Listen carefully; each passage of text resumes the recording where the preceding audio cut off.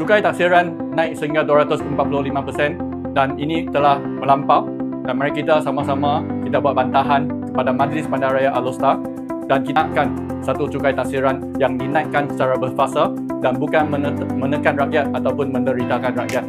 Jadi kita alu-alukan semua untuk hadir ke bilik gerakan penilaian semula cukai taksiran di UTC Alor Setar, ataupun anda boleh scan QR code di berikut untuk anda buat bantahan. Sekiranya anda belum menerima notis mengenai senarai penilaian baru notis ini, anda boleh mendapatkan notis ini di Pejabat Embas. Setelah anda mendapat notis ini, anda boleh buat perbandingan tahun lepas dan tahun ini.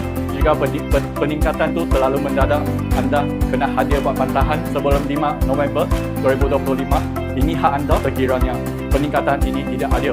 Kerajaan negeri telah meluluskan peningkatan ini pada 1 Oktober 2025 dan saya mendapati peningkatan ini adalah tidak adil bagi rakyat kita, dan sama-sama kita buat bantahan sebelum 5 hari bulan November 2025.